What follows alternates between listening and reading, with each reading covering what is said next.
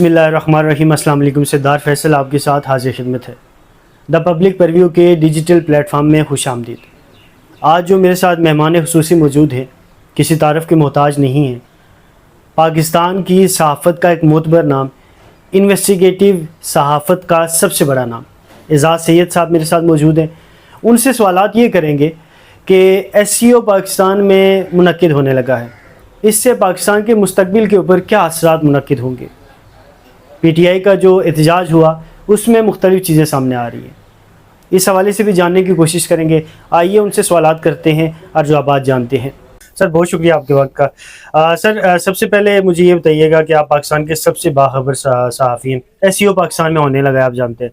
پاکستان کے لیے کتنا ایک اہم ہے اور پاکستان کا جو مستقبل ہے کیا اس سے طے ہونے لگا ہے؟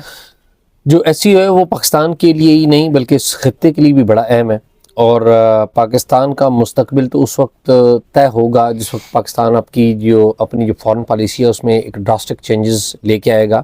نیبرنگ ممالک کے ساتھ معاملات معمول کے اوپر آئیں گے، ٹریڈ شروع ہوگی، تو اس وقت ایک ڈراسٹک چینجنگ ہوگی. تو جو SCO کا پلیٹ فارم ہے یہ اس جو فارن پالیسی کے حوالے سے جو ہم نے فیصلے کرنے ہیں یا آگے بڑھنا ہے تو اس حوالے سے ایک بڑا اہم پلیٹ فارم ہے. یہ پلیٹ فارم آپ کو پتہ ہے اس ریجن کے حوالے سے بڑی اہمیت رکھتا ہے، اور SCO کا فورم اس لیے بہت زیادہ اہمیت اختیار کر جاتا ہے کیونکہ پاکستان اور ہندوستان دونوں کے درمیان آپ کو پتہ ہے فارمل مکمل سفارتی تعلقات بھی نہیں ہیں.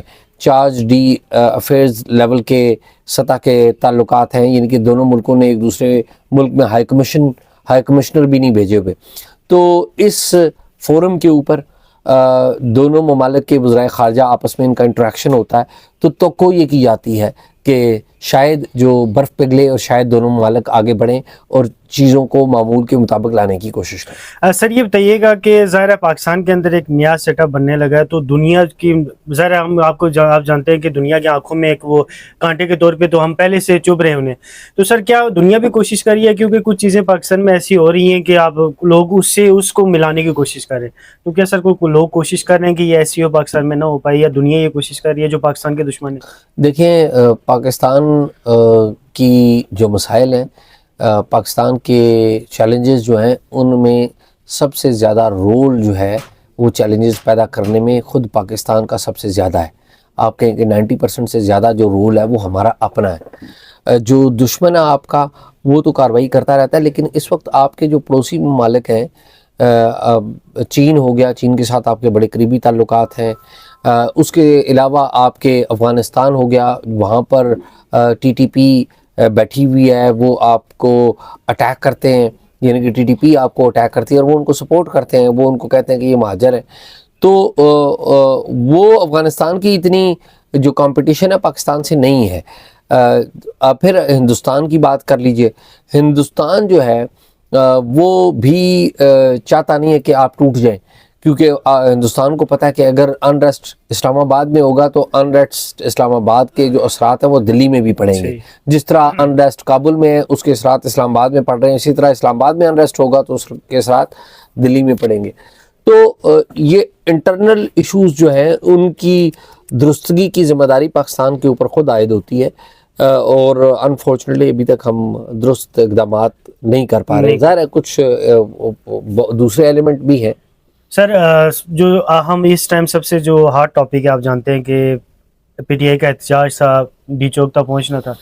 سر علی امین گنڈا پور کا جو سفر KPK خیبر پختونخوا سے براستہ چائنا چوک KPK ہاؤس تک ہے، یہ کتنا کٹھن رہا سر؟ علی امین گنڈا پور کو اتنی ہی رکاوٹیں دی گئیں جو پہلے سے انڈرسٹوڈ تھیں، جو پہلے سے طے تھیں. علی امین گنڈا پور ایک پوری انڈرسٹینڈنگ کے ساتھ اسلام آباد آئے تھے، بلو ایریا یہاں پر آئے تھے، اور ان کی ایک باقاعدہ انڈرسٹینڈنگ تھی. انہوں نے کمٹمنٹ دے رکھی تھی کہ وہ یہاں پر آئیں گے، علامتی اپیرنس کریں گے. شاید چھوٹی موٹی کوئی سپیچ کا بھی خیال تھا، لیکن وہ کسی وجہ سے نہیں ہوئی. اور پھر انہوں نے جو اہم جو زبان دے رکھی تھی، اہم بات یہ کر رکھی تھی کہ وہ یہاں پر بیٹھ کر احتجاجی دھرنا نہیں دیں گے، جبکہ ظاہر ہے ان کے پارٹی لیڈر نے تو کہا ہوا تھا کہ یہاں پر بیٹھ کے دھرنا دینا ہے.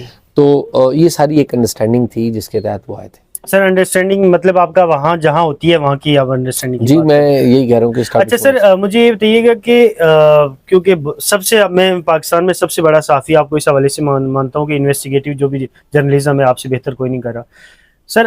ان کے ساتھ ایک قافلہ تھا پورا قافلے سے وہ سیپریٹ کہاں ہوئے, کس جگہ پہ انہوں نے قافلے کو دوسرے راستے کیا, وہ خود یہاں سے دوسرے راستے نکلے یا قافلہ ساتھ لے کے آئے وہ؟ دیکھیے جو علی امین گنڈا پور ہیں ان کے ساتھ کچھ لوگ تھے, جب وہ اسلام آباد کی حدود میں شامل ہوئے آئے تو انہیں خصوصی طور پر ان کے لیے جو رکاوٹیں ہٹائی گئی ہیں ان کے ساتھ کچھ اور لوگ بھی آ گئے تھے, لیکن ان لوگوں کی تعداد کم تھی. سر رکاوٹیں کس جگہ ہٹائیں گی اگر مجھے ایگزیکٹ پتہ اس نہیں چیز کا ایگزیکٹ پتہ نہیں. اچھا سر ان سے عمر ایوب صاحب بھی ملے, گور خان صاحب بھی کے پی ہاؤس میں جا کے ملے. سر بلایا گیا تھا یا وہ اپنی مرضی سے آئے تھے؟ کون؟ جب کے پی ہاؤس میں گور خان صاحب آئے تھے نا ان سے ملنے کے لیے؟ میرے علم میں نہیں. اس علم میں. اچھا سر مجھے یہ بتائیے گا کہ ابھی وہ ایک سٹوری بتا رہے ہیں کہ جی میں چھت پہ رہا, میں جب رینجر اندر آئے, پولیس اندر آئی تو چھت پہ پہنچا, وہاں سے پھر میں منال گیا اور پھر 12 سے اضلاع کراس. سر ذہن کو یہ چیز سمجھ نہیں آتی, کیا کوئی اس بات میں صداقت ہے, اس طرح کی کوئی سٹوری ہوئی ہے یا نہیں ہوئی؟ میرا نہیں خیال کہ علی امین گنڈا پور پورا سچ بتا رہے ہیں. اگر وہ پورا سچ بتائیں گے تو وہ سیاست کرنے کے قابل نہیں رہیں گے.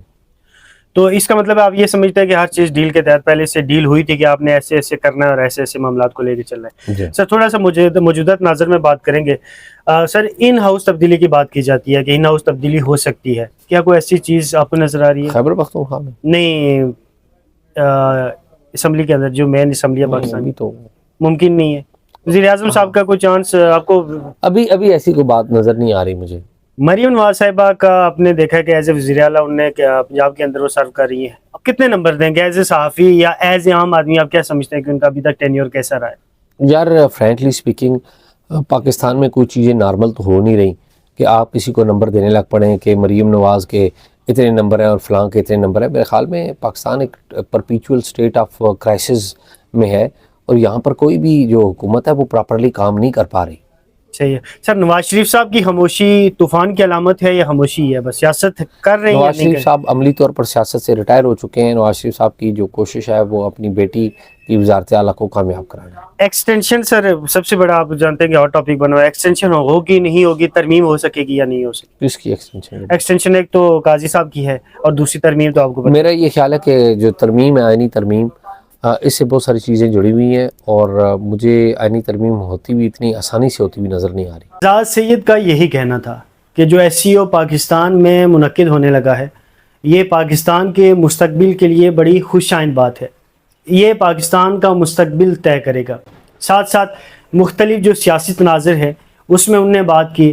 میری تمام دوستوں سے گزارش ہے کہ آپ نے پبلک پرویو کو آپ نے سبسکرائب ضرور کرنا ہے, بیل آئیکن کو پریس کیجئے گا, لائک شیئر ضرور کیجئے گا, ساتھ کمنٹ باکس میں اپنی رائے کا اظہار کرنا نہ بھولیے گا. اپنے میزبان کو اجازت دیجئے گا. اللہ نگہبان.